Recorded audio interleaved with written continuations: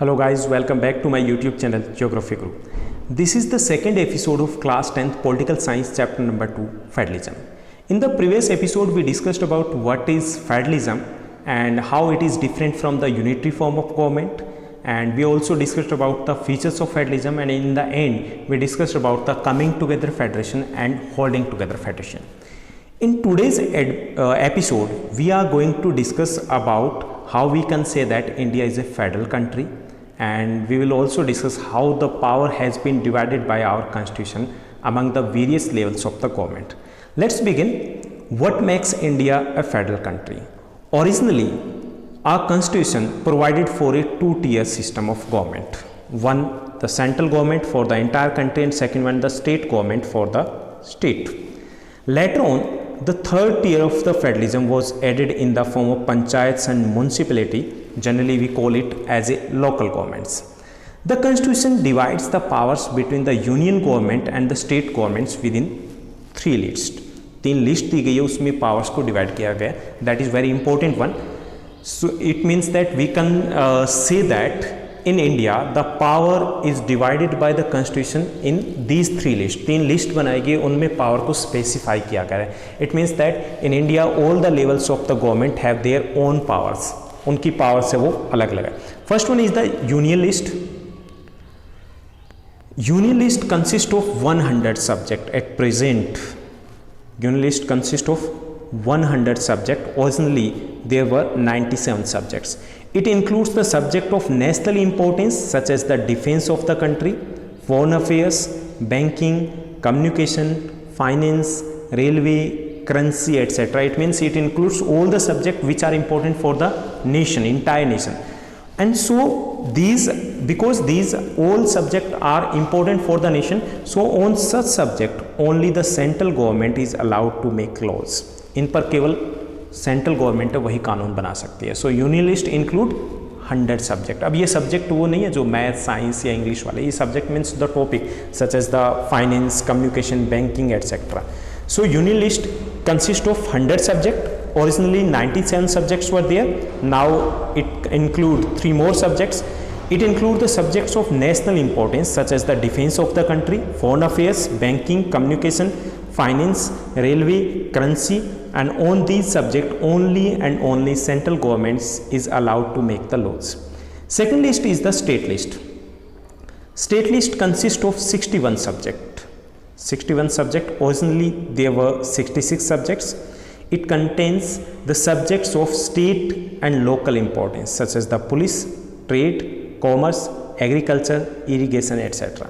The state government is the deciding authority for framing laws on these subject. Means state list में जितने भी subject दिए गए हैं उनके ऊपर केवल स्टेट गवर्नमेंट लॉ बना सकती है. And such as the police, आपने देखा होगा कि पुलिस की जो यूनिफॉर्म होती है वो अलग अलग होती है. क्यों होती है? Because the state government can take their own decisions. अगर ये सेंट्रल गवर्नमेंट का सब्जेक्ट होता तो शायद यूनिफॉर्मिटी होती. Third list is the concurrent list. In Hindi we call it the समवर्ती सूची. Concurrent list.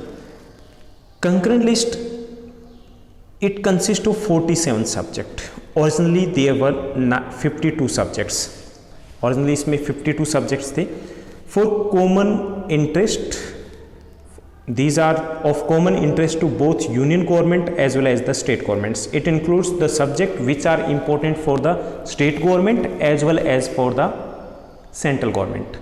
पहले हमने यूनियन लिस्ट डिस्कस की थी, उसमें कौन से सब्जेक्ट आते हैं which are important for the national government और which are important for the nation. State list that includes the subject which are important for the states, and concurrent list include the subject which are important for both central government as well as for the state government.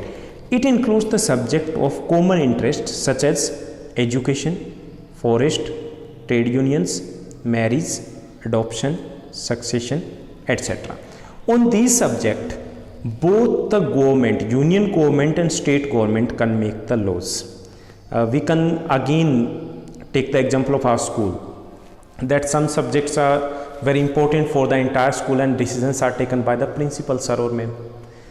And state governments like who will sit and where he or she will sit, these type of the decisions can be taken by the class in charge, that is equivalent to the state government.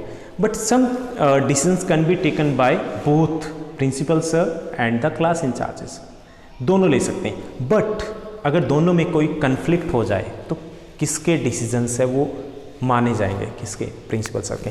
So same is there in the concurrent list, both the governments can make the laws, but one point is to be noted that if the two governments are in conflict with these laws, the decisions of the union government will prevail. It is the final authority.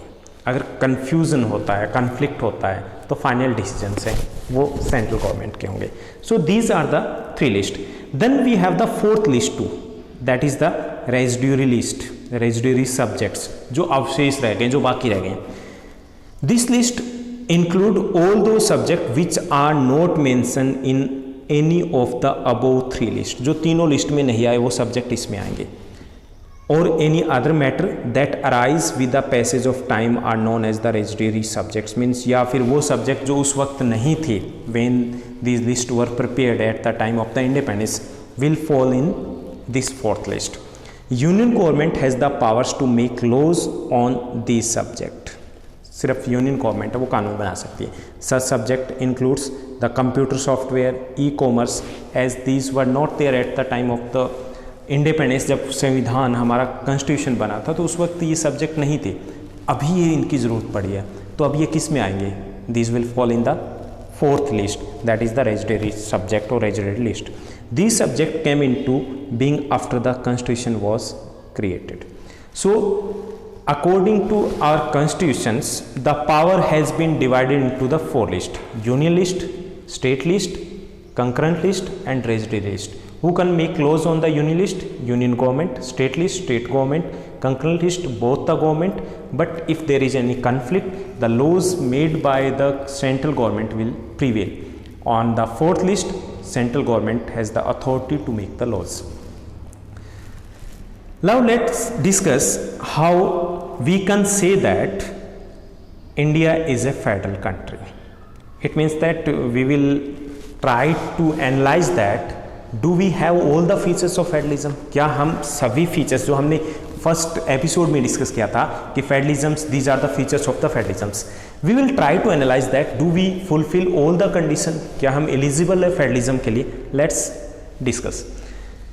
There are two or more levels of government. India has three levels. Federalism means federalism is a system of government that consists two or more than two levels of government. दो या दो से ज़्यादा प्रकार की government होनी चाहिए। हमारे पास कितनी है? We have three levels: central government, state government, local governments. It means we fulfill first condition. We can say that India is a federal country. Second, different tiers of government governs the same citizen. Same is here in India too. We are governed by the central government, state government and the local government. But each tier has its own jurisdictions in specific matters of legislation, taxation and administration. But all the tiers of the government, they have their own source of income, they have their own powers. So same thing is there in India too. Third feature of Indian federalism is that the powers and functions of each tier of government is specified and guaranteed by our constitution. हमारे यहाँ पर भी the powers and functions of each tier of government is specified by our constitution. हमारे यहाँ पर भी ऐसा ही है, as we have discussed earlier that we have the union list, state list, concurrent list and the residuary list. So we fulfill this condition too and we can say that we are eligible to be called as federalism. Fourth one, the Supreme Court has been given the power to settle dispute between the federal governments. It means that we have the unitary form of judiciary system. Again, we are fulfilling this condition. Fundamental provisions of the Constitution cannot be altered by one level of government. It applies to India also. So again, we can say that we are federal country.